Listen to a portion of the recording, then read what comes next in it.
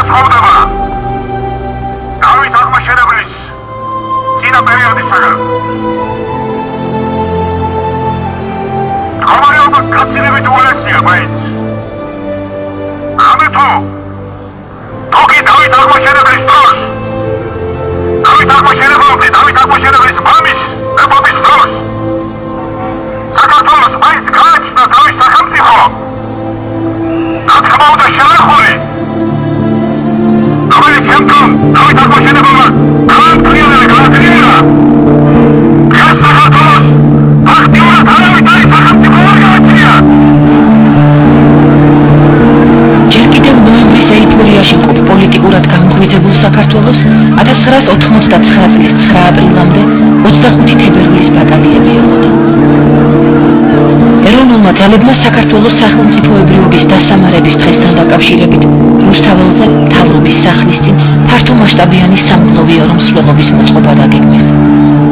ნოემბრის მოვლენების შემდეგ ხელისუფლება რადიკალთა მოძრაობაზე და ქვეყანაში მიმდინარე საზოგადოებრივ პოლიტიკურ პროცესებზე კონტროლს დღითი დღე კარგავდა. ამდენად 25 თებერვლის გლოვის დღედ გამოცხადებას მათი მხრიდან სერიოზული წინააღმდეგობა. Для меня это оскорбление. Я не знаю, если для других не оскорбление. თავრობის სასახლეზე დაიჩოქონდა გლოვის დღეს გამოაცხადო. როგორ შეიძლება გაცვა? მაგრამ ხო არსებობს რაღაცა. Михаил Красная одиннадцатую армию Грузии, а это самого Сталина организировали. Ну, они завоевали Грузию без ведома Ленина. После этого уже трудно говорить с ним. Если это было незаконно все, если Ленин был ни при чем, то тогда зачем же запрещать правильному Сталину? 25 თებერვალს მთავრობის სახლის წინ სამგლოვიარო მიტინგი მაინც გაიმართა. ეროვნული ძალების პოლიტიკური ბრძოლის მთავარი არახს ჯერ მხოლოდ მოვლენებზე მძაფრი რეაგირება წარმოადგენდა. დამოუკიდებლობისათვის ბრძოლის ამგვარ ტაქტიკას 20 წლიანი ინტერვალის შემდეგ მოვლენების ეპიცენტრში მყოფთაგან ერთ-ერთი ასეთ შეფასებას აძლევს. 9 აპრილი რუსმა რატომ მოაწყო? ის ჩვენი მოწყობილი იყო, რუსი მოწყობილი იყო, ხო? რატომ მოაწყო? იმიტომ მოაწყო, რომ მას მიზნად ჰქონდა საქართველოს დასჯა 25 თებერვლის მასობრივი მიტინგისათვის. 25 თებერვლის მასობრივი მიტინგი დაიწყო 9 საათზე უფრო ადრე და გაგრძელდა გვიან ღამემდე, როცა უკანასკნელი პატიმარი გამოუშვეს. იგი იყო ყველაზე მასობრივი და ყველაზე რადიკალური. აქ იყო ლაპარაკი საქართველოს დამოუკიდებლობაზე რუსეთისგან. 25 თებერვალი არის საქართველოს გასაბჭოების დღე, ხო? ინფორმაცია წავიდა რუსეთში, რომ ქართველმა ხალხმა აი ამ ფორმით მიცახმა იმპერიიდან გასვლას. წავიდა, ამას სჭირდებოდა დამუშავება, ამას სჭირდებოდა გააზრება, ამას სჭირდებოდა გადაწყვეტილების მიღება, მეორე გადაწყვეტილების მიღებას სჭირდებოდა შესრულებამდე ორგანიზაცია. აი ეს ყველაფერი, აი ეს პროცესები დაახლოებით ის დრო არის, რომელიც გავიდა 25 თებერვალსა და 9 აპრილს შორის. დაახლოებით ის დრო, ეს არის დაახლოებით თვენახევარი. ესე იგი, ქართველმა ერმა პირდაპირ სხლეთში მიახადა რუსეთს, დამეკარგი აქედა შეტაკებმა არ მინდა. შენი აქ შემოსვლა არის ჩემი გლოვის დღე. ეს არის ჩემი ისტორიული უბედურების დღე. აი ამაზე რეაქციის სახით რუსეთმა მოიგონა ქართველი ხალხის დასჯა. Амისთვის მოაწყეს 9 აპრილი. Давайте я даже сравниваю, что вот если, допустим, мы вот все вместе с вами в гору, огромный камень, вот пытаемся, и вдруг мы где-то его отпустим, так он укатится гораздо дальше, откуда мы начали его тащить, и снесет все на пути. Поэтому нам не только назад нельзя, не только останавливать нельзя. У нас альтернативы-то и нету.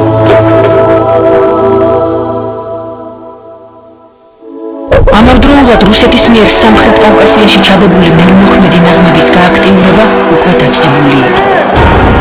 საბჭოთა იმპერიალისტური მისწრაფებები ჯერ სომხებისა და აზერბაიჯანელთა სამკვდრო სასიცოცხლო გადაკიდებაში მატერიალიზდა. 1988 წლის თებერვალში მთიანი ყარაბაღის საოლქო საბჭოს სესიამ დადგენილება მიიღო ყარაბაღის ავტონომიური ოლქის აზერბაიჯანიდან გამოყოფისა და სომხეთთან შეერთების შესახებ, რასაც სისხლიანი ეთნო-კონფლიქტი მოჰყვა. დამსავებლად კი მხარეებს რუსეთი მოევლინა.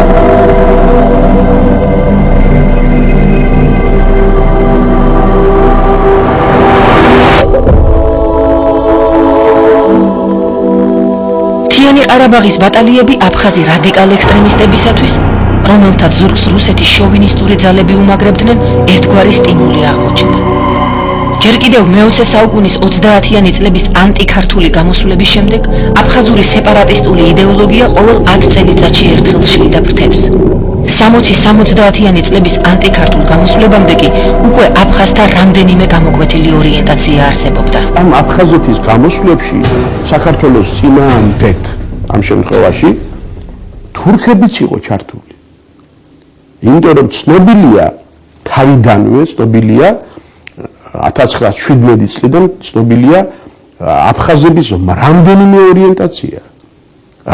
ორიენტაცია. მაგალითად ერთ-ერთი იყო თურქული ორიენტაცია 1917 წელს, ერთ-ერთი იყო მეორე იყო ბოლშევიკური ორიენტაცია, მესამე იყო დენიკინური ორიენტაცია, მეოთხე იყო საქართველოს გარკვეული ჯგუფი იყო, რომელსაც საქართველოსთან უნდა ურთიერთობა, მეხუთე ორიენტაციაც იყო. ეს იყო პროაფხაზური ორიენტაცია, რომელსაც არც დენიკინი არ უნდა, არც ბოლშევიკები არ უნდა, არც თურქები არ უნდა, არც რუსები არავინ არ უნდა, უნდა მხოლოდ აფხაზთა დამოუკიდებლობა უნდა. ბატონო იგორ, რატომ იყო მაინც და მაინც ეს 10 წლიანი ინტერვალი აფხაზის სეპარატისტების გააქტიურების კუთხით?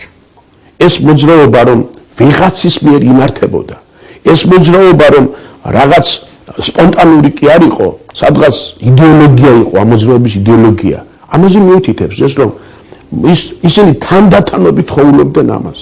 აი 46-17 წლებში რატომ ჩატარდა იცით 46-17 წლებში? იმიტომ რომ სტალინი და ბერია უკვე აღარ არიან. და როცა სტალინი და ბერია აღარ არიან, მათ დაიწყეს გააქტიურება. უფრო ადრეც დაიწყეს გააქტიურება. სტალინი და ბერიას ეპოქაში დაიწყეს გააქტიურება 30-იან წლებში, 40-იან წლებში, მაგრამ კაცრად დაისაჯეს, ყველაშორის ძალიან კაცრად დაისაჯეს.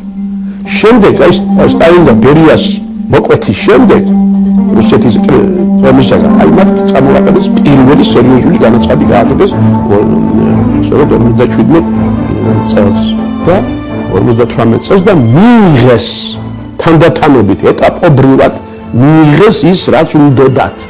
მთლიანად კი არა, მაგრამ მიიღეს, იმიტომ რომ ამ დროისათვის ხელისუფლებაში ჟავანაძეა და ეს ჟავანაძე არ იყო დამთმობილი კაცი. ასე ადვილად არ თქონდა.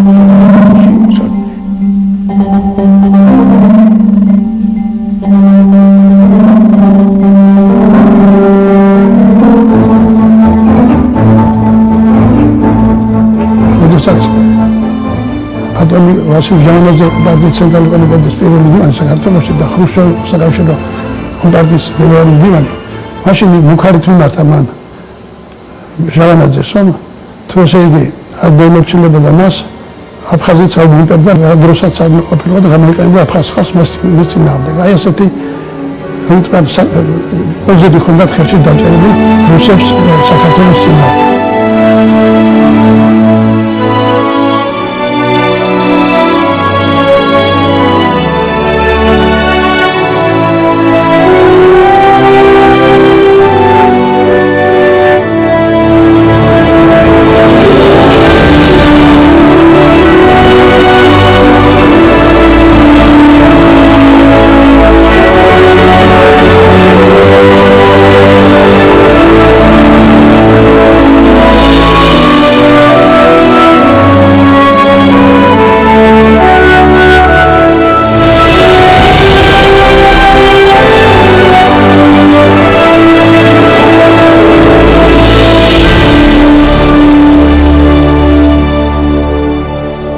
კიდევ 10 წელი და უფრო მეტი სხვა მოთხოვნები წამოაყენეს. მათ მეტი გამოუჩნდა კრემლში ხარდამჭერები.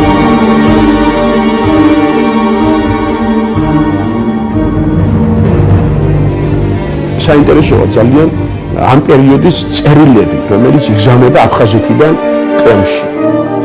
აი ჯერ ხრუშჩოვის სახელზე, მერე ბრეჟნევის სახელზე, მერე კოსიგინის სახელზე. იქ არის ტოპონიმიკაზე ლაპარაკი ჯერ, იქ არის ლაპარაკი რომ აი ქართველებმა შეცვალეს ეს ტოპონიმიკა, აფხაზური ტოპონიმიკა, რომ ქართველები ქართული ენის გაბატონებას ცდილობენ, რომ ქართველებს პარტიული და საბჭოთა ელიტა მთლიანად ესე ქართულურია ამ შემთხვევაში და აფხაზები ჩაგრებიან ამ წელიწადში. იქ არის ლაპარაკი იმისა, რომ აფხაზეთში უნდა ქონდეს უნივერსიტეტი თავისი, იქ არის ლაპარაკი იმისა, რომ თეატრი უნდა იყოს და აფხაზური უნდა განვითარდეს და ამ შემდეგ. მორიგი წერილი კრემლში 1988 წლის 17 ივნისს აფხაზთა ინტელიგენციის ერთი ჯგუფის ინიციატივით გაიგზავნა.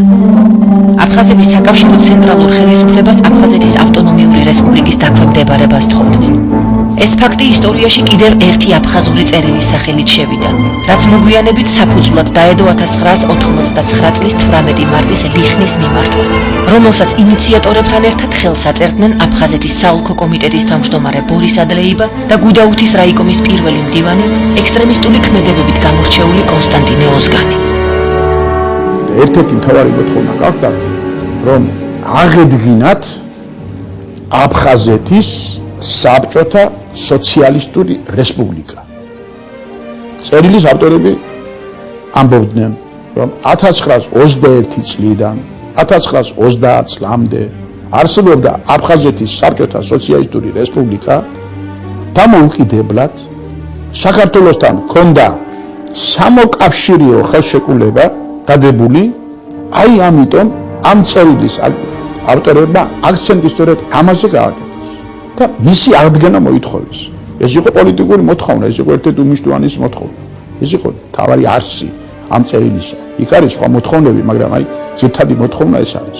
ეხლა საინტერესოა, რომ აი ამ წერილს ხელს აწერს ელიტის წარმომადგენელი, აფხაზური პარტიული ელიტის, კულტურული ელიტის წარმომადგენლები. 40 კაცი არის ამ ხელმომწერებში. არის სხვადასხვა საინტერესოა, რომ არა მარტო პარტიული მუშაკები, როგორც გითხარით, არამედ კომორნეები, ცნობილი კომორნეები, საბჭოთა კავშირის სოციალისტური კომისიის გმირები, მეჩაიეები და სხვა. ესეთი ეს სახელდახელოდ იყო გაკეთებული, რომ საქართველოსთან გამოყოფა და აფხაზეთის სოციალისტური სოციალისტური რესპუბლიკის აღდგენა მარტო პარტიული ელიტას კი არ უნდოდა, არამედ უნდოდა მთლიანად ყველა სოციალურ ფენას, რომელიც არსებობდა აფხაზეთში. წერილში კერძოდ აღნიშნულია, რომ აფხაზეთი შეძრულია ერთაშორისი ურთიერთობის გაჭიანურებული კრიზისით, რომ ავტონომიური რესპუბლიკა ეთნიკური კატასტროფის ზღვარზეა, რომ აფხაზეთის ხალხის სახელმწიფოებრიობა დაღმოვალი ხაზით ვითარდება, საბჭოთა რესპუბლიკა ხელშეკრულებითი რესპუბლიკა, ავტონომიური რესპუბლიკა, რომ აფხაზეთში 10 წლების განმავლობაში მიმდინარეობს დემოგრაფიული სიტუაციის ხელოვნური ცვლილება, მენშევიკური მთავრობა აქ ეწეოდა ტერორის პოლიტიკას, რომელიც ბერიას დრომდე გაგრძელდა, რომ რეპრესირებული იყვნენ არა მარტო ადამიანები, არამედ აფხაზური ენა, ისტორია, კულტურა, რომ მიმდინარეობდა ძალდატანებითი გართულება აფხაზური ტოპონიმების ქართულით შეცვლა. ამიტომ აფხაზი ხალხის შემდგომი პოლიტიკური, ეკონომიკური და კულტურული განვითარებისათვის წერილის ავტორთა აზრით საჭიროა აფხაზეთის საბჭოთა სოციალისტური რესპუბლიკის აღდგენა. შემდეგ თანხმობის ორგანიზატორებმა მოუწოდეს ყველა შეკრებილთ ხელი მოეწერათ მიღებულ დოკუმენტზე. პირველად ეს წინადადება მიეცეთ აკდამსრე პარტიის საკომიტეტის ბიუროს წევრებს და წევრობის კანდიდატებს. ზოგიერთმა ბიუროს წევრმა, მათ შორის პირველმა მდივანმა ხარაგ პატლეებამ წერილს ხელი მოაწერა.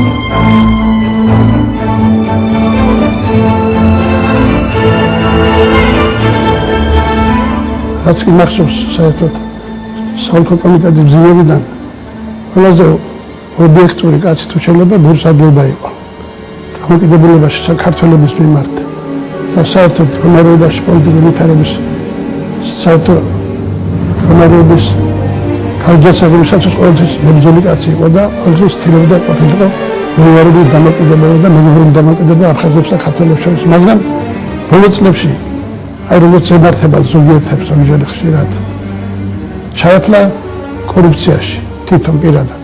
ვიდრე თემი თავის სანათესავე ვიწყავდა ისეთ ადგილებზე მოეწყო, სადაც თბილ ადგილებს ვეძახდნენ მაშინ, ესე იგი ხორცკომბინატები იქნება, საკავშირის ობიექტები, სავაჭრო ობიექტები, სანათესავებს დაურიგა. აი ამ ამბავმა შეილახა რეპუტაცია მაგას, ბორის ადლეიბას, და თვითონ აფხაზი ხალხი განაწყენდა მის მიმართ. და მას ძალიან კარგად გრძნობდა. ამავე დროს ახლოვდებოდა 26 მარტი, 1929 წლის 26 მარტი, გასვეთეს იყო არჩევნების საკავშირო დეპუტატების, კანდიდატები უნდა დასახელებინათ ადგილებზე. და მას როგორც სამეფო კომიტეტის პირველ დონეს ეკუთვნოდა აუცილებლად დეპუტატად არჩევნა, მაგრამ რადგან კორუფციაში ჩაფლული იყო და ავტორიტეტი შელახული ჰქონდა ჩვენც ინფორმაცია თვითონაც კარგად ფლობდა იქნებურ ინფორმაციას, რომ მას ხალხი ხმას არ მისცემდა და არ ეჩებდა. ამიტომ წავიდა ასეთ ნაბიჯის გადადგმაზე, რომ შესწავლაში შეიყვანა მან თავისი ხალხი, აფხაზი ხალხი, რა თქმა უნდა, არა მარტო მან აქ იყვნენ ბევრი ექსტრემისტები, ვოზგანი და კერხერიბა და სხვები ძალიან ბევრი ექსტრემისტები იყვნენ იმ პერიოდში აფხაზეთში.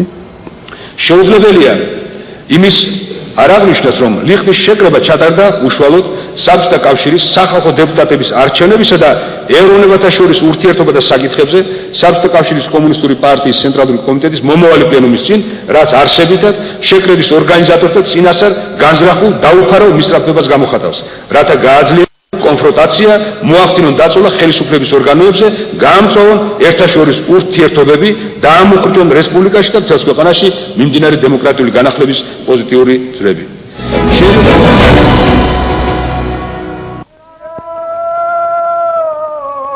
80-იან წლებში გუდაუთის რაიონის სოფელ ლიხნში დაგეგმილი მორიგი პროვოკაცია საქართველოს ტერიტორიული რღვევისა და აფხაზეთში მცხოვრები ათასობით მოქალაქის ადამიანური უბედურების დასაწყისად იქცა. არ ვიცი შვილო, რაღაცა რა მოხდა, ყველაფერი დამინდრიეს და დამიწვეს.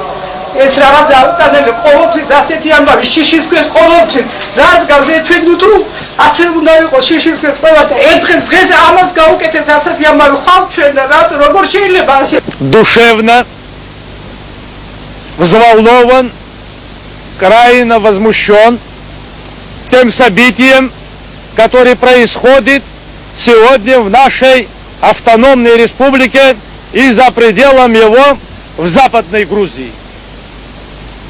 Между абхазцами, грузинами на протяжении всего периода нашей истории такого отношения не было, как сегодня. Что произошло между нами? Кто над нашими нервами играется? Нужно нам раз навсегда определить и избавиться от тех, которые играются над нами.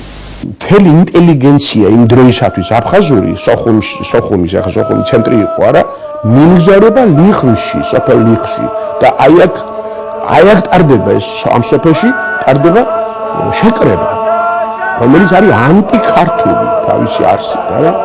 ამ ლიხნში, ამ სოფელში მოიყარა თავი მთლიანად თელმა ანტისეპარატისტულმა გუნდმა, ძლიერმა გუნდმა უხუცესების ჩათვლით და უხუცესები აფხაზეთში წყვეტდნენ ძალიან ბევრ პრობლემას, აფხაზეთის ბედს შეიძლება ასე ვთქვათ იმ დროისათვის და ეხლაც წყვეტენ. შეიძლება დავეთანხმოთ ან არ დავეთანხმოთ ლიხნის შეკრებაზე მიღებული მიმართვისა და ეგრეთ წოდებული აფხაზური წერილის ზოგიერთ სხვა დებულებასაც, რომელთაც არაფერი აქვს საერთო ეროვნებათა შორის ურთიერთობებთან. მაგრამ კატეგორიულად მიუღებელია მოთხოვნა ავტონომიური რესპუბლიკის სტატუსის შეცვლის შესახებ. საკითხი ერთხელ და სამუდამოდ დგას ასე: აფხაზეთისა და საქართველოს ბედი ერთია. შესაძლებლად ქართველებს, რადგან იგი ხელოვნურ პირობებში ყველაზე დიდ ომს მართავს სწორედ თავდაცვის მომენტებში. ასეთი ჩემს მეხსიერებაში და ჩვენს მეხსიერებაში მისაკუთრებით ყოფილებს იყო სამჯერ. ეს იყო 14 აპრილი, ეს გახდა 22-29 ნოემბერი 100 წლის და ეს არის დღევანდელი. სწორედ დღევანდელი აფხაზეთთან დაკავშირებული ამბავი. სწორედ აქ ვნახეთ ჩვენ ქართველიერი შეკრული, ქართველიერი გამხნიარებული, აქ ვნახეთ ჩვენ თავრობა, ხელისუფლება, ნაკლებად, იგი გამზინარებული და სამჯერ მოქმედებით წარმოქმნილი, აქ თითქმის თელიერი შეიქმნა. აქ ესე იგი გადაიკვეთა ქართველი პატრიოტების და ხელისუფლების ინტერესების. რადგან ჩვენთვის ცნობილია, რომ არ არსებობს საქართველოში კაცი, რომელ პარტიასაც არ უნდა ეკუთვნოდეს იგი, ούτε პოლიტიკური სეულის იყოს, ვინც არ უნდა იყოს, რომ მას სურდეს ქართული ენა არ იყოს სახელმწიფო ენა, მას სურდეს, რომ საქართველოს არ ქონდეს გამოყოფის უფლება და მას სურდეს, რომ რომელიმე კუთხე საქართველოში კიდევ გავიდეს საქართველოდან. პირდაპირ უნდა განვაცხადო, რომ საქართველოს კომპარტიის ცენტრალური კომიტეტის ბიურომ დააგმო ცდები, ვისგანაც უნდა მომდინარეობდეს და სადაც უნდა ხდებოდეს ისინი, რომ რთული პოლიტიკური საკითხები, რომლებიც ეხება საქართველოს საბჭოთა სოციალისტური რესპუბლიკის მთელი მრავალეროვანი მოსახლეობის ინტერესებს, გადაწყვიტონ პარტიულ და სახელმწიფო ორგანოებზე ძალისმიერი ზეგავლენის გზით, მათ შორის მიტინგებზე, სტიქიურ კრებებზე, უსანქციო მსვლელებებსა და თუ დემონსტრაციების დროს. საზოგადოებრივი პოლიტიკური ცხოვრების მომწიფებული პრობლემების დასმისა და გადაჭრის ერთადერთი საშუალებაა მათი მშვიდი, საჯარო, დემოკრატიული განხილვა კონსტიტუციურ საფუძველზე, კონსტრუქციული დიალოგის, ერთმანეთის პატივისცემისა და რეალიზმის სულისკვეთები. საქართველოს მთლიანობის საკითხში ყველა პოლიტიკური ძალა ერთიანი იყო. თუმცა სესიაზე აფხაზური სეპარატიზმის იდეოლოგთა დასჯაზე საუბარი არ ყოფილა. ხელისუფლება გადამჭრელი ზომების გატარებისათვის მომენტს ელოდა.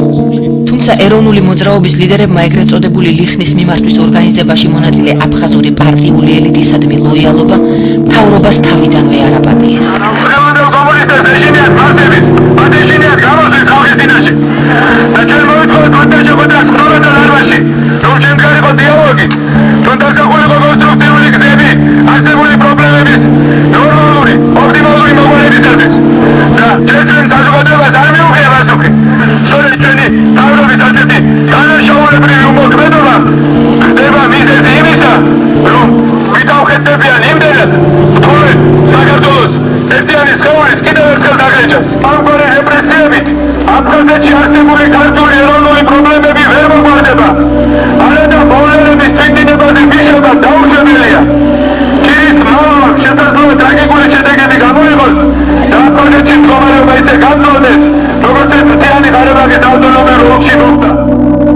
ცენტრალური საბჭოთა ხელისუფლების შოვინისტური ძალების მიერ წაქეზებულ ინტერნაციონალურ ბოროტებას ეროვნული მოძრაობის ლიდერებმა და ინტელიგენციამ 1989 წლის 25 მარტს თბილისში ვაკის პარკში მრავალათასიანი საპროტესტო მიტინგით უპასუხა.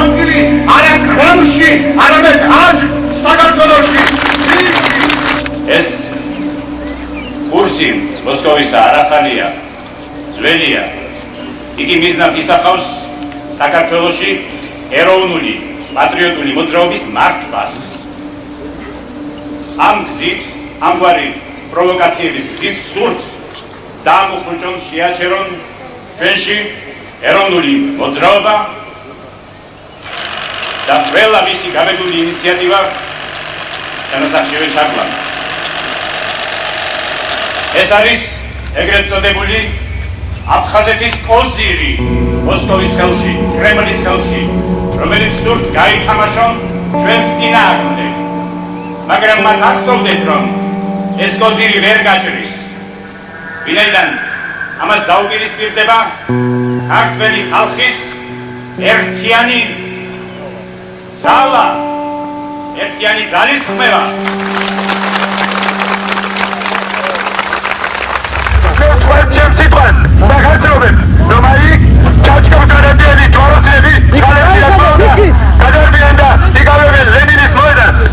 ამავდროულად ეროვნულმა მოძრაობამ, კერძოდ ილია ჭავჭავაძის საზოგადოებამ, გეგმაზომიერი ანტიქართული პროცესის წინააღმდეგ კონკრეტული მოქმედება დაიწყო.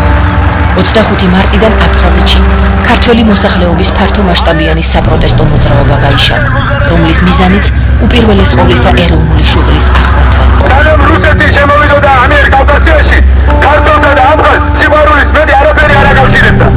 ხოლო მას შემდეგ რაც შემოვიდა დამპყრობელი, დაიწყო ნაცადი, ჯერ კიდევ ალექსანდრე მაკედონელის მიერ ნაკადაგები პოლიტიკის, დაღავიდა იბატონეს პოლიტიკის გადარება და დაიწყო მკვიდრი მოსახლეობის ქართველთა და აფხაზთა ურთიერთდაკიდება. ჩვენი მიზანი, როდესაც ეს მოძრაობა დაიწყეთ, არავითარ შემთხვევაში არ იყო არც სხვათა შორის ავტონომიის გაუქმება ჩვენ ასეთი მოთხოვნა შეიძლება ხა კანტიკუნდათ მიტინგზე ვიღაცას რაღაცა ეთქვა მაგრამ როგორც ასეთი წარმმართველ პოლიტიკურ ძალას იმ აქციების არასოდეს არ წამოუყენებია აფხაზეთის ავტონომიის გაუქმების მოთხოვნა პირიქით ჩვენ ყოველნაირად ხას უსვამდით აფხაზებსა და ქართველებს შორის მეგობრულ ურთიერთობას ხას უსვამდით მხოლოდ და მხოლოდ რუსულ ფაქტორს და ვცდილობდით ამ ანტიქართული პროცესების შეჩერებას რომელიც მე დღესაწყნავ ვარ დარწმუნებული ძალიან მნიშვნელოვანი იყო რომ ეს გაკეთებულიყო თვითონ აფხაზებთან პირიქით ჰქონდა დიალოგები ვეუბნებოდით მათ აი ეს რაღაც აიდგილ არა ერქვა იმ ორგანიზაციას მაშინაც მოქმედებდა და ეხლა ჩვენ ყველაფერი უნდა ვიხმაროთ რომ გავაგებინოთ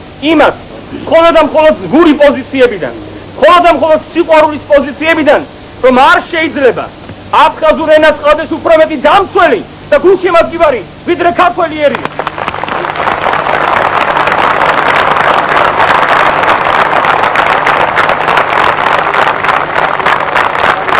არ შეიძლება ჩვენ მას არ დავანახოთ რომ არავის მსოფლიოში როგორც არ უნდა პირდებოდნენ აფხაზებს ამას არ აინტერესებს აფხაზების ბერდი არავინ ისე არ უნდა იცოდეს აფხაზებს ქართველიზაციისაგან რუსიფიკაციისაგან როგორც ქართველი ერი რადგან ის სიცხეა ჩვენი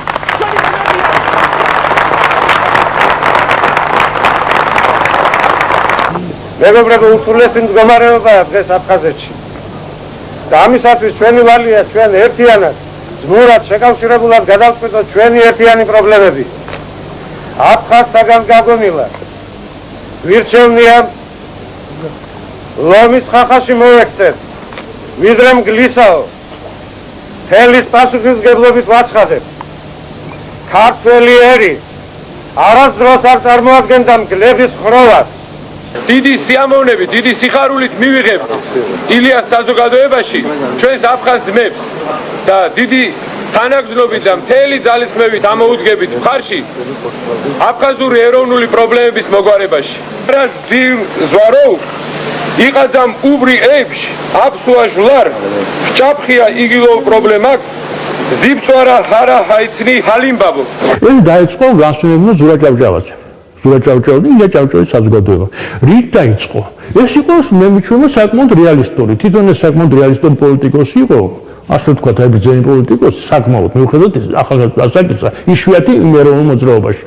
ხო და მოხდა რა აფხაზეთის საკითხი. ერთადერთი კაცი ვინც მიხვდა იმას რომ ჩვენ აფხაზეთის სახით ცხინვალის რეგიონის სახით და აღარ ვამკვიდე სხვა მომენტებს ხო ქონდა ბომბები რუსეთის იმპერიის ხელში და ჩვენ ვიცით საჭირო იყო ასე თქვა ფიგურალურად თქვა განაღმა ამბობს ვინ იბრძოდა ერთადერთი კაცი იყო ძირითადად თავი ამ ხრივ ზურაბ ჭავჭავაძე რომელიც ცდილობდა რომ მოეგვარებია და ოსებთან და აფხაზებთან ხიდები გაგვეთო რომ იქ ხო იყვნენ მაშინ ხლა თქვათ ახლა ექსტრემისტები გახდნენ მაგრამ машин იყვნენ ოსებშიც და აფხაზებს ის ამბავი რომელთაც უნდა დიალოგზე მოდიოდნენ და საკმაოდ საღათ უყურებდნენ მოვლენებს. До нас доходят сведения, что есть в грузинском национальном освободительном движении в последнее время наметились положительные тенденции. Часть лидеров этого движения начинают понимать абхазские проблемы и пытаются наладить с нами диалог. Вот я думаю, что если такая тенденция найдет конкретное воплощение в делах, если будут признаны наши проблемы, наши вопросы и наши требования, то, по всей видимости, мы сможем привести наши народы к взаимопониманию и диалогу. გაუმარჯოს აფხაზი და ქართველი ხალხის ერთობას. ნაძაბა აფზად, აფსუა ჟლარი, აკირთვა ჟლარი, რა გზა არა. აი მაგათ ზურა ჭავჭავაძე ძალიან დიდ დროს ასრულებდა აი ამ დიალოგის წარმოებაში ქონდა შეხვედრები ის პირდაპირ შეთავაზა მან რომ ყველა თქვენთვის მნიშვნელოვან საკითხზე ეროვნულ საკითხებზე ჩვენ დაგეხმარებით და გვერდში დაგიდგებით თუ გინდა თქვათ აფხაზურად სწავლა ამაში გვერდში დაგიდგებით პასუხი იყო ასეთი ჩვენ აბსოლუტურად არ ვართ დაინტერესებული აფხაზურად სწავლებით ან რაღაც აფხაზურ იდენტიფიკაციასთან დაკავშირებული პრობლემებით ჩვენ გვინდა რუსულად სწავლა. ასე რომ ეს იმთავითო ეს არ იყო აფხაზური მოძრაობა. იმთავითო ეს იყო რუსული მოძრაობა. და ჩვენი მიზანი იყო აი ამის გარკვეულად გაუვნებელყოფა, იმიტომ რომ ძალიან დამანგრეველი იქნებოდა შემდეგ.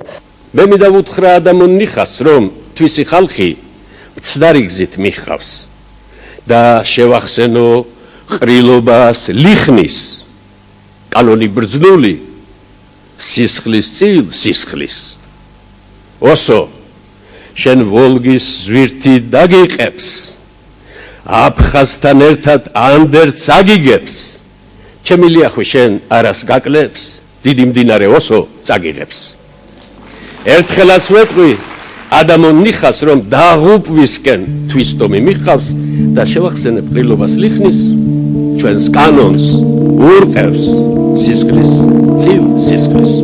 Я считаю, что единственный выход из создавшегося положения надо искать вот в чем.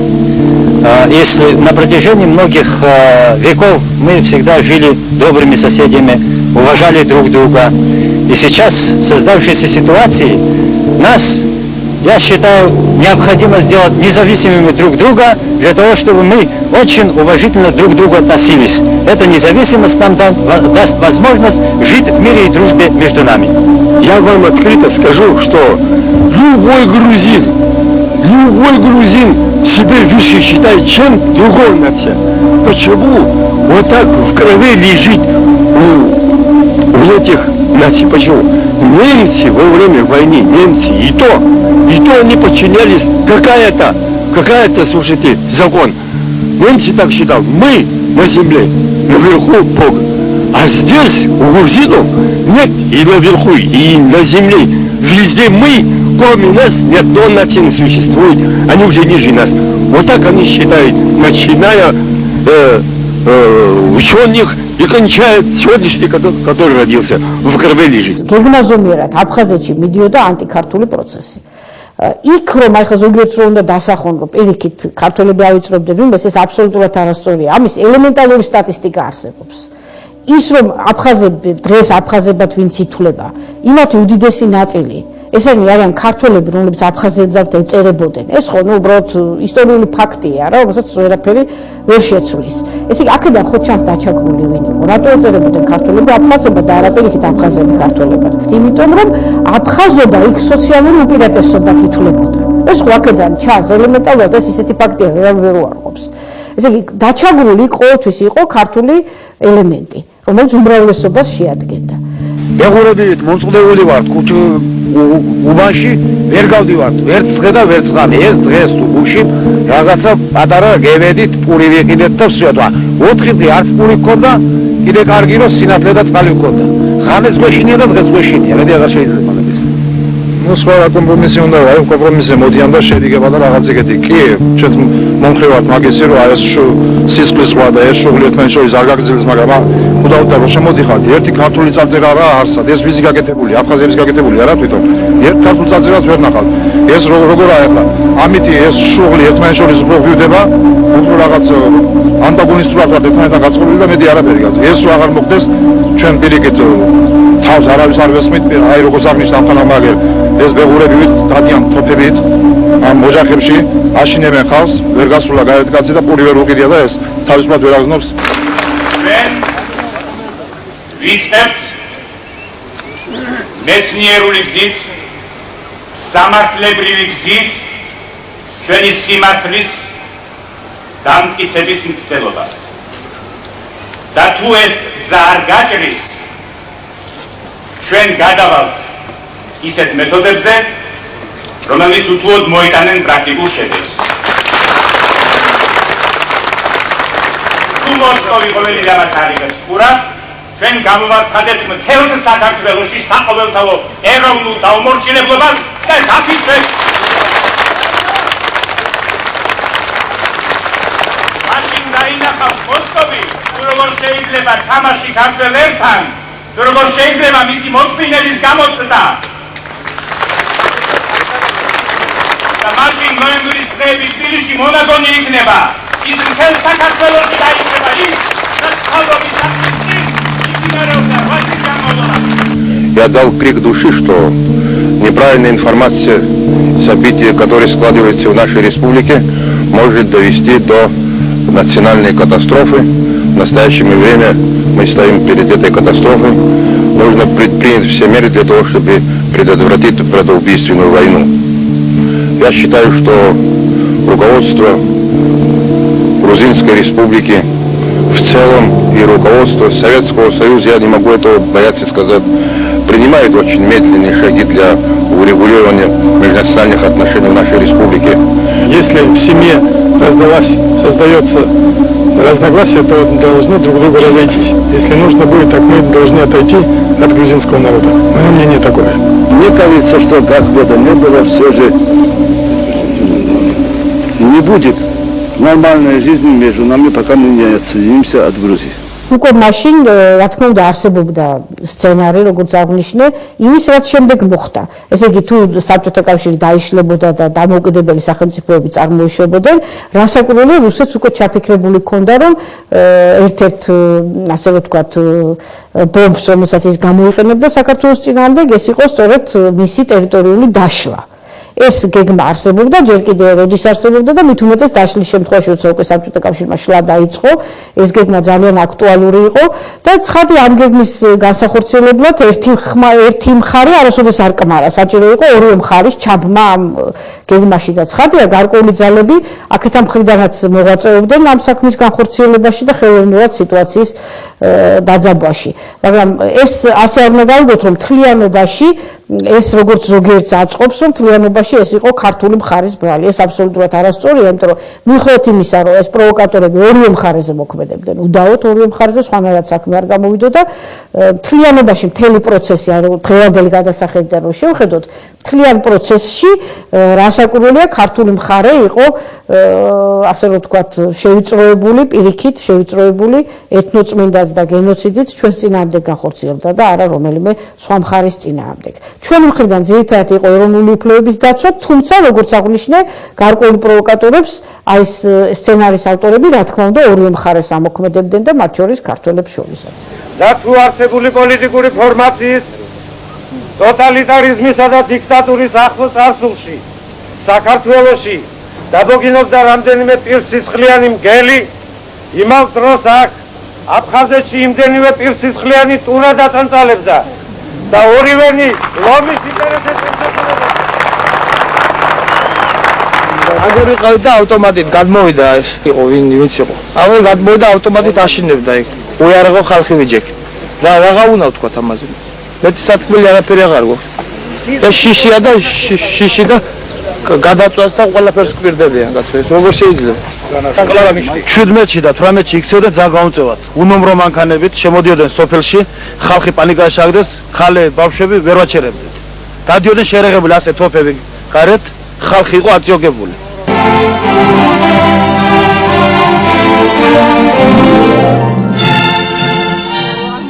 ეგრეთ წოდებული ლიხნის მიმართვის გამოქვეყნება. მედიის საშუალებით გასულმა გამოფილტრავმა ინფორმაციამ და ერების მისამართით ცხელგულზე გამოთქმულმა არაერთმა გაუაზრებელმა ფრაზამ უბრალო ხალხს შორის დაპირისპირება კიდევ უფრო გააღრმა. საიდან მოდის ეს? მე-19 საუკუნიდან აგერ მიჭირავს მე ხელში მე-20 საუკუნის აი მინდა ნახოს მთელმა საქართველოს აფხაზიანი გრუზია. ეს არის 1907 წელს გამოცემული მოსკოვში ძველი სლავიანური შრიფტით ვორონოვის სტატია, მისი შთამომავალი დღესაც ცხოვრობს აფხაზეთში, დღესაც აქვეყნებს ის პრესაში ქართველების ცილის წამებლურ წერილებს, მან სავეტსკაია აფხაზიაში გამოაქვეყნა წერილი, სადაც გალანძღა ქართველი და აფხაზი ხალხის ძმობისა და მეგობრობის მომღერალი, ეს არის გიორგი შერვაშიძე. გამოვიდა აგერისა სახალხო ფორუმის გაზეთი. ყველას ნერვები დაგვაწყვეტა ამ გაზეთმა. შეიძლება ასეთი გაზეთი გამოშვება, რატომ არ არის კონტროლი? წვეთობით აწვეთებდნენ ხალხს ისეთ გადაცემებს, რომლებიც უშხამავდათ სისხლს და კიდევ უფრო აღვივებდა ისედაც დაძაბულ მდგომარეობას. შეუძლებელი არ დავეთანხმოთ იმ შენიშვნასაც, რომ ზოგიერთი რესპუბლიკურ გაზეთში გამოქვეყნებულ რიგ პუბლიკაციებში ნამდვილად იყო აუწონავი მოუფიქრებელი, იქნებ უტაქტო გამონათქვევიც. დღეს ვის არ მოსდის ეს? ამისაგან ხომ არც აფხაზეთის გაზეთები და მასობრივი ინფორმაციის სხვა საშუალებებია დაზღვეული, მაგრამ ჭეშმარიტებასთან არაფერი აქვს საერთო, რომ ასეთი შეცდომები ნაციონალისტურ განწყობილებათა გამოღვიძებად მივიჩნიოთ და მით უმეტეს მთელ ქართულ ხალხს დავაბრალოთ. Все, я лично обвиняю ученые Республики Грузии. Они натворили. Они все обо всем, значит, о нации, о языках, во всех печатах. Они плохо среагировали, и некоторые группы, значит, грузинского населения восприняли иначе и не понимают и до сих пор. Меня это волнуется. И я думаю, что местные жители вместе с абхазцами, с грузинами, которые проживают во автономной республике, они могут жить и дальше, и впредь, если вмешательства с другой стороны не окажутся такие лица.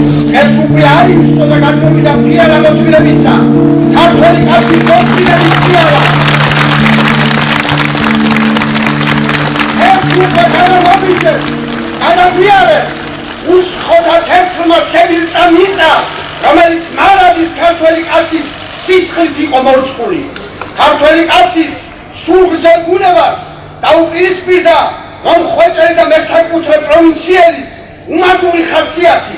დიდი ილია ბრძანებდა ერის დაცემა და დათახსირება მაშინ იწყება, როცა თავის საუბედუროდ თავის ისტორიას ივიწყებს. კაცად არის სენიება ის მაწანწალა გოგანა, ვისაც აღარ ახსოვს ვინ არის, საიდან მოდის და საიდკენ მიდის.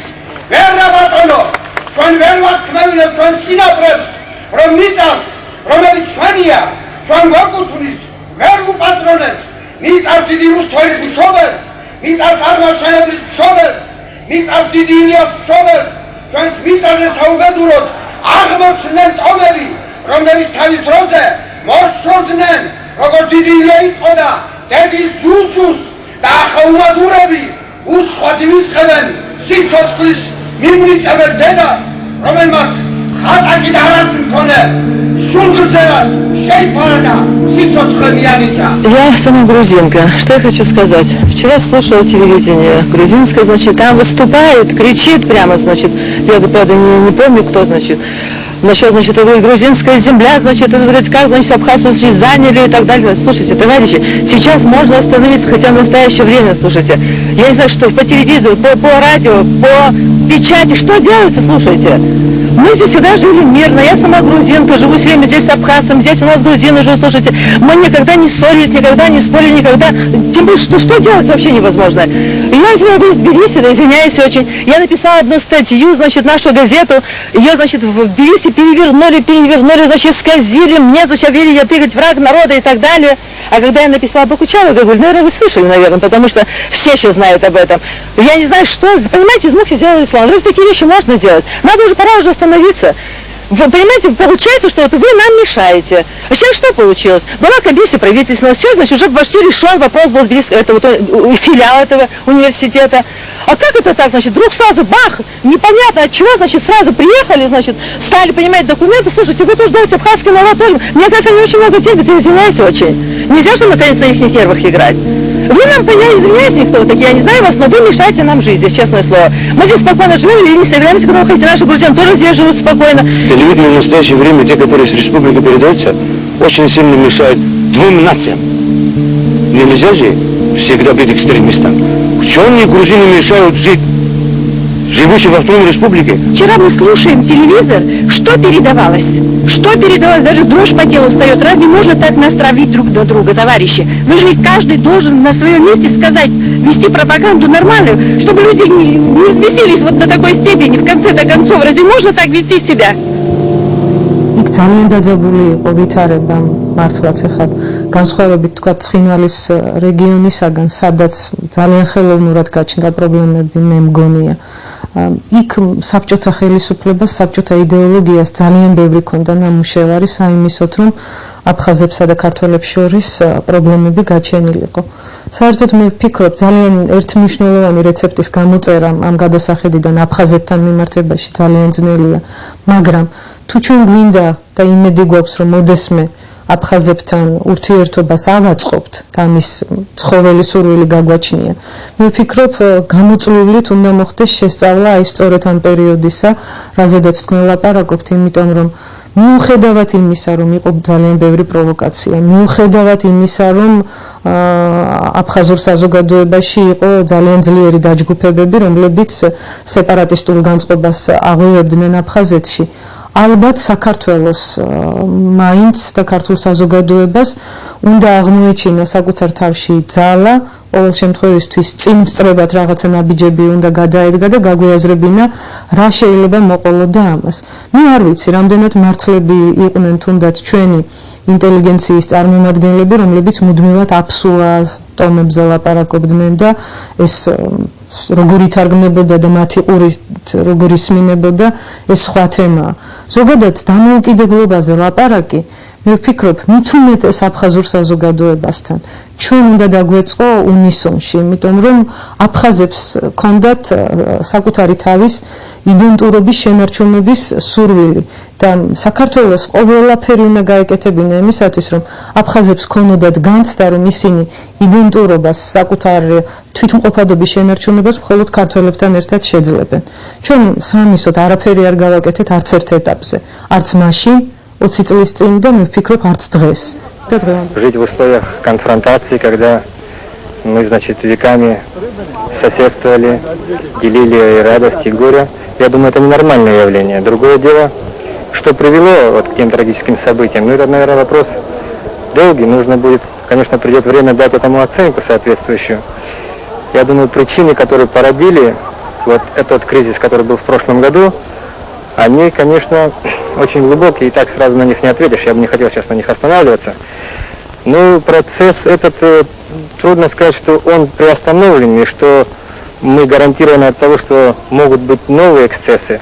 Вот. Ну, я приветствую любое национальное движение, если оно не носит характер националистического. В той части, в которой национальное движение добивается расширения прав для Грузии, и в той части, где оно борется за суверенитет, я думаю, никто из абхазцев не против этого движения. Мы разделяем эти идеалы. Но в той части, в которой это движение направлено против интересов абхазского народа, оно, конечно, наталкивается на наше непонимание и неприятие. Потому что нельзя требовать для себя свободы и отказывать свободы другого.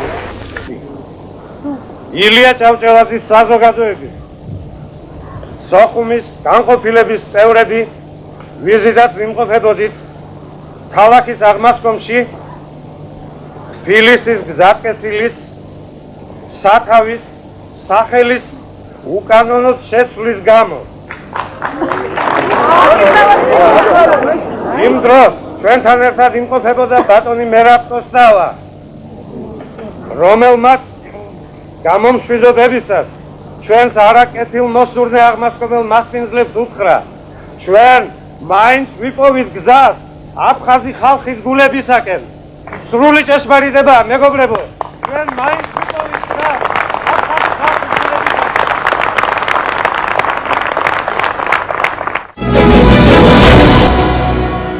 შექმნილი მძიმე ვითარებიდან გამომდინარე, საქართველოს ხელისუფლება სეპარატისტული იდეების მხარდაჭერისათვის აფხაზეთის საოლქო კომიტეტის თავმჯდომარის ბორის ანდლეიბას დასჯას არ ჩქარობდა. საბჭოთა საქართველოს არც პოლიტიკური მოკავშირე ჰყავდა და არც სამხედრო ძალა. თუმცა აფხაზეთში აპრილისათვის დაგეგმილი მიტინგების დროს ფიზიკური ანგარიშწორების თავიდან აცილების მიზნით საკავშირო შინაგან საქმეთა სამინისტროს ერთ-ერთი მაღალ ჩინოსნის თანხმობით იქ ქართული მილიციის ერთი ბატალიონი მაინც გაიგზავნა. განვითარდა მოვლენები, რომ ქართულმა ხალხმა გადაწყვიტა ეხავრა მაცხოვრებელ ლესელძეს ჩაატარებინათ საპასუხო მიტინგი ქართველებს 1 აპრილს 1990 წლის 1 აპრილს. ესეთი სიგნალები რაც ასეთი მიტინგი ჩატარებულიყო, ჩვენ ვეზულებული ვიყავით, გამომაგრებია ჩვენი პოზიციები იქა და გადავისწავლეთ იქაც მილიციის, ქართული მილიციის ნაწილები დასავლეთ საქართველოს სხვა რაიონებიდან. რომ წესით ყოფილიყო და რამე ფიზიკური შეხლა-შემოხლა არ მოხდარიყო ქართველებსა და აფხაზებს შორის. და გადაჭრით ჩატარდა აბსოლუტურად მშვიდობიანი მიტინგი ქართველებს არავითარ მოწოდება გამოყოფის შესახებ, არავითარ დაპირისპირება, ლაპარაკი მხოლოდ მეგობრობაზე, ძმობაზე, ისტორიულ ტრადიციებს აღდგენაზე და ასე შემდეგ. იცით, ეს კარგად მიდიოდა ეს მიტინგი, მაგრამ უესგანმა, რომელიც იმპერიაში მუშაობდა ხუდაუთის რაიონის პარტიის რაიონის პირველ ბინად, შეკრიბა ბაივიკები, ეწოდებოდა აფხაზი ბაივიკები, ექსტრემისტები და მიუვარდნენ გავრაში ჩავიდნენ და მიუვარდნენ ქართველებს მიტინგის და დაარბეს ქართული მიტინგი. მიკროფონები წაართვეს, გამოყარეს ტრიბუნები და ასე შემდეგ. ამ გამოიწვია რა თქმა უნდა დაპირისპირება. 1 აპრილიდან აფხაზეთში ვითარება კიდევ უფრო დაიძაბა. დაბა ლესელიძეში ილია ჭავჭავაძის საზოგადოების მიერ ორგანიზებული მშვიდობიანი მიტინგიდან 2 ავტობუსით უკან მომავალ ეთნიკურად ქართულ მოსახლეობას აფხაზი რადიკალ ექსტრემისტები თავს დაესხნენ და ფიზიკურად გაუსწორდნენ. პროცესებში საქართველოს შინაგან საქმეთა სამინისტრო უკვე აქტიურად ჩაერთო. იძულებული ვიყავ მინეროზონები, რომ ურჩი გადაფრენილი ყავ პირადად და მე ხელმძღვანელობ ოპერაციასაც, რომ ეს არ მოგეპატიებია, არავითარ შემთხვევაში შანსი პატიება შეიძლება. თუ შეჩერებოდა აფხაზ ექსტრემისტებს ასეთი აღიარებული მოქმედება, რაც მათ ჩაიდინეს 18-ში და მე 1 აპრილს, მაშინ ისინი მეც გააგრძელებდნენ კიდევ უარეს გამოიწვევდნენ. ამიტომ საჭირო იყო აქტიური ჩარევა ჩვენი შინაგან საქმეთა სამინისტროში. და ამხანაგ პატიაშვილთან მაშინ და მაპატიასთან ხანაგის ასე იყო მაშინ ჩვენ მიმართვებული პატონი ჯუმბერი იყო მაშინ პარტიაში პარტიის ცენტრალური კომიტეტის პირველი მდივანი და მისი დავალებთან მასთან შეთანხმებით გადაწყვეტა წავსულიყავი აფხაზეთში ჩავსულიყავი და გამერკენ გამარება და მიმოვა ზონები გადამჭრელი ზონები რადიკალური ზონები მიმოვა დაჭერამდესაც კი ვის წამოს იმსახურებდა აფხაზ ექსტრემისტები აფხაზეთი საქართველოს განუყოფელი ორგანული ნედილია და ვერავით არის ჩაჭკანი ვერავით არის ფარი და ვერავით არის მახვილი ჩვენ ამ მიდას ვერ დავაგვაჭრით აფხაზეთი სამუდამოდ დარჩება საქართველოს განუყოფელ აფხაზეთში ვითარების დრამატიზირებისა და ეროვნული შუღლის კიდევ უფრო გაღვივების თავიდან ასაცილებლად ილია ჭავჭავაძის საზოგადოების ინიციატივით მოვლენათა ეპიცენტრი თბილისში გადმოვიდა. უпростоრად რიხმის მიმართვას უშუალოდ მოყვა გამოსვლები თვითონ აფხაზეთის ტერიტორიაზე, სადაც მნიშვნელოვანი მიტინგები ჩატარდა, სადაც ხოშოს აფხაზებიც მონაწილეობდნენ ჩვენ მხარეს, იმდენად ეს არ იყო ანტიაფხაზური ამის თქმა მინდა. მაგრამ მიუხედავად ამისა, მაინც ჩვენ ჩავთვალეთ საჭიროდ რომ თბილისში გადმოგვეტანა ამ აქციის ეპიცენტრი, რომ იქ კიდევ უფრო მეტად გამოგვერიცხა რაიმე ეროვნულ ნიადაგზე შეტაკება. და თბილისში გადმოადგილების შემდეგ ჩვენ თვლიდით რომ ამ აქციის მიზანი, კონკრეტული აქციის იყო სწორედ კონკრეტული ნაბიჯების გადადგმა იმ ძალმომრეობაზე, რომელიც თბილისელ მომიტინგეებს თავს დაესხა უსგანი და რაღაცეები გზაში გახსოვთ ალბათ ეს საბედნიეროდ მაშინ არ იყო მსხვერპლი, მაგრამ ყოველ შემთხვევაში ეს იყო ძალადობრივი თავდასხმა. და ჩვენ მიზანი რა იყო? ის რომ გარკვეული ნაბიჯები გადადგმულიყო, თუნდაც პასუხისგებლობის საკითხი დასმულიყო იმ აფხაზი კომუნისტების, რომლებიც ამაში იყვნენ ჩაბმული და ამ გარკვეულ ნაბიჯებს რა მნიშვნელობა ჰქონდა? ის მნიშვნელობა ჰქონდა, რომ ეს პროცესები, ანტიქართული პროცესები, რომელიც გაქეზებული იყო, რა თქმა უნდა, დაუსჯელობის კომპლექსით, ეს ყოფილიყო შეჩერებული. ამ მომენტისათვის ეროვნული მოძრაობისა და მმართველი ხელისუფლების პოზიციები ერთმანეთს დაემთხვა. ქართული მხარე აფხაზი ექსტრემისტებისათვის ეროვნული შუღლის გაღვივებისა და მიტინგის დარბევის პატიებას აღარ აპირებდა. თუმცა არც მოვლენების ეპიცენტრის რუსთაველის პროსპექტზე გადმოტანას უჭერდა მხარს. ეროვნულმა მოძრაობამ გადაწყვეტა საპასუხო მიტინგი ჩაეტარებინა მთავრობის სასახლესთან იმ მოვლენების გასაშუქებლად, რაც მოხდა აფხაზეთში. და ძალიან აგრესიულად ემზადებოდნენ ამ მიტინგის ჩასატარებლად. შევყვანდი და მაშინ მოახსენე ბატონ ჯუმბერს, რომ როგორ მოიქცეთ, წავიდეთ თუ დავრჩეთ, ვიდრე მას მიაჩნდა რომ აქ ვიყავი საჭირო. მიტინგი ძალიან დიდ მიტინგს ამზადებდნენ და ამიტომ აქ იქნებოდა საჭირო. მაგრამ გადავწყვიტეთ მე შემდგომში შევხვდით ეროვნული მოძრაობის ლიდერებს. და შევხვდით ეროვნული მოძრაობის ლიდერებს. მე პირადად შევხვდით, ჩემ კაბინეტში მოვიწვია ხელმძღვანელობა ეროვნული მოძრაობის ლიდერები, ბატონის ვედი და სხვები და მოვილაპარაკეთ და იქ ჩვენ შევთანხმდით მაშინ რომ ორივე მხარეს როგორც მთავრობის წარმომადგენლობას მაშინაც ასევე ეროვნულ მოძრაობას ერთი მიზანი ქონდა მოვლენების საპასუხოდ. ერთი მიზანი როგორ ჩავეთქვა აფხაზი ექსტრემისტების ასეთ აღურახსნილი მოქმედება და გვეპასუხა სათანადოდ მიიღო რადიკალური ზონები. ვიმათ გამიმართა სწორედ ამ მიზნით ვიმართები მე იქ მივდივარ მიგზავრები აფხაზეთში და 10 დღის ვადა მოგეცით 10 დღეში შემთხვევით ესე გადამაყარა და ვერ მომეწეს აფხაზი ექსტრემისტები ვიც ეს გამოიწვიეს აფხაზეთში ასე დაპირისპირება ქართველებსა და აფხაზებს შორის მაშინ ჩამოვალ მეზე შემოგეცებდი ერთ მიტინგი ჩავატაროთ ყველამ ერთად კი ბატონო შევთანხმდით სხვათა შორის 10 დღის ვადით და გადაიდა ყოველგვარი მიტინგი საქართველოში თბილისში ჩატარებულიყო 10 დღის განმავლობაში თბილისში პოლიტიკური ექსცესებისაგან დაზღვეულმა ხელისუფლებამ აფხაზი სეპარატისტების დასასჯელად ნელ-ნელა კონკრეტული ზომების გატარება დაიწყო. ადრეობას კაბინეტში შევედი და უთხრი რომ თუ არ დაწერთ განცხადებას დასაპატიმრებელი ხარ ჩემი მოქმედებით. როგორც ხალხთა შორის შუღლის ღრმულობელი. იყო ასეთი მუხლი მაშინ სისტემის კოდექსში ერთა შორის შუღლის ღრმულობისათვის იყო 12 და 15 წელი და მე კიდე უმაღლესი ზონა დახურება. და სწორედ ეს მუხლები უდიებოდა როგორც ადლეიბას, ასე ვოლგასაც. ეს ყველაფერი კარგად ხვდა შეგნებული, მაგრამ არ ელოდებიან ამ მიმართულებით საქმის განვითარებას. და რომ ნახეთ ჩვენ ძალიან პრინციპულად დაუდეკეთ და დავუყენეთ საკითხი, დაწერა განცხადება და გადადგა ადლეიბა. იმავე დღეს დაწერა განცხადება და გადადგა. ეს იყო 4-ის რამდენიმე დღე მუშაობდა, თქვა მე წუთი ყველაფერი არ მოხდა. აფხაზეთის უნივერსიტეტში ჩატარდა მიტინგი, მე მიიწვიეს ქართული ინსტიტუტში, სუბტროპიკული ინსტიტუტში ჩატარდა მიტინგი, ქართველებს აქ მიმიწვიეს, განიმარტა ჩვენი მოქმედებების არსი და შინაარსი და აპირებით აფხაზი ექსტრემისტების დაპატიმრებას და მოხსნას ვისა იმსახურებდა თანამდებობაზე ყოფნას ამის შემდეგ, მათ შორის აგრეიბა და ლოზგანი და სხვები. ეს მეწონა ქართულმა ხალხმა, ქართულმა საზოგადოებამ და მიტინგები დაიშალა და უკვე უბრალოდ ელოდნენ ჩვენი მუშაობის შედეგებს. შედეგები ერთმა ყოფილა აუცილებლად დაპატიმრებია ის ორგანიზატორები, ვინც ლიხნის მიტინგში მონაწილეობა მიიღო, ორგანიზატორები რა თქმა უნდა. და პირველი იყო ლოზგანი ამაში ხელმძღვანელი. მაგრამ ერთ ხელისმოსმით არ შეიძლება მის გაკეთება, იმიტომ რომ სხვა ადმინისტრაციული ორგანოს წარმომადგენლებიც იყვნენ, რომლებიც აქტიურად მონაწილეობდნენ შინაგან საქმეთა სამინისტროსი, უშიშროების ზოგიერთი აფხაზი და პარტიული ფუნქციონერები. მიტინგების გადადების თაობაზე ეროვნული მოძრაობის ლიდერებთან შეთანხმების შემდეგ 4 აპრილს მთავრობის სახლის წინ აფხაზეთში განვითარებულ მოვლენებთან დაკავშირებით ფართომასშტაბიანი მარათონული მიტინგი და შიმშილობა დაიწყო.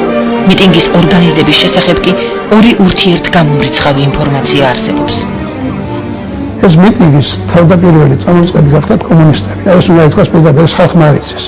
4 აპრილს არავითარი მიტინგის არ აპირებდნენ ეროვნული მოძრაობის ლიდერები, რადგან შევთანხმდით ჩვენ რომ თუ ორგანიზებებს ასაც ჩვენ ერთად ვატარებთ და ხარჯ გვიჭერდნენ ისინი, სხვათა შორის ეროვნული მოძრაობის ბევრი წარმომადგენლები ესწრებოდა სოხუმში ამ მუშაობის დროს და თავის თვალით უყურებდნენ რა ორგანიზებებს ვატარებთ და როგორ ვაგროვებდით მასალებს და საპატიმრებლად აფხაზი ექსტრემისტებისა და ძალიან კმაყოფილები იყვნენ ამით. და ამიტომ რა მიტინგს არ მოველოდეთ ჩვენ იმისგან, მათგან 10 დღის ვადა მოცემული ხონდა ამ დღეში ასაბდით ყველაფერს დამთავრებას.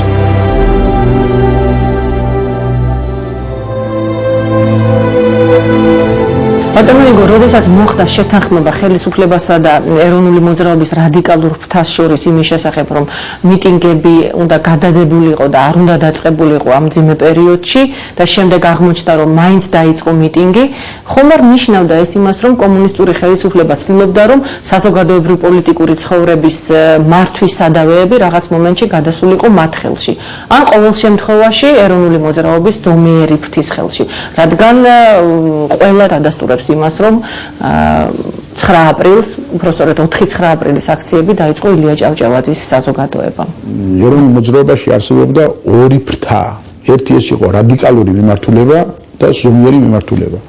ილია ჭავჭავაძის საზოგადოება ერთ-ერთი მე ვფიქრობ მაინც მგონია რომ იყო ზომიერი მიმართულების მოძრაობა. ხომ არ იყო რაღაც კავშირი მართლა სხვა არ არსებობდა ამ საზოგადოებასა და ხელისუფლებას შორის, ხო არ მიდიოდა რაღაც მოლაპარაკება, რომ ხელისუფლებას გამოეყენებინა ესენი და ეს საზოგადოებაც ხო არ იყო მზად ამისათვის, რომ რაღაც ჩანაცვლება მომხდარიყო. ეს არ არის გამორიცხული და აი შემდგომმა კვლევებმა შეიძლება ეს კიდევაც დაადასტუროს იმ დროისათვის. მაგრამ მე ვფიქრობ, ის იყო ზომიერი საზოგადოება და საინტერესო ფაქტია, რომ თვითონაც თანახმა იყო ეს საზოგადოება აი ცენტრალური კომიტეტის ხელმძღვანელობასთან მოლაპარაკების შემდეგაც დაეთმოთ კიდევაც ხელისუფლებისათვის. თქვენ იცით, რომ ისინი თანახმა იყვნენ, რომ შეეწყვიტათ ეს, მაგრამ შემდგომ სწორედ 6 რიცხვში, აი ეს არის საინტერესო მომენტი, აი მოხდა მათი ჩანაცვლება, მოხდა სხვა რადიკალური მიმართულების მოძრაობით. ესეც საინტერესოა, რატომ მოხდა ეს რადიკალური მოძრაობის მიმართულებით. ვიღაც ხო არ მართავდა მათ და ხო არ ახდენდა რაღაც გავლენას, რომ აი რადიკალური მოძრაობით წასულიყო ეს და რადიკალური მოძრაობით წასვლა არ იყო მომგებიანი საქართველოსათვის. საქართველოსათვის მომგებიანი იყო სწორედ ზომიერი გზა. არა ეროვნული მოძრაობა უნდა წასულიყო არა გრევის გზით, არამედ უნდა წასულიყო ზომიერად თანდათანობით, აი სწორედ ერთი ხელისუფლების მეორე ხელისუფლების შესვლის გზით.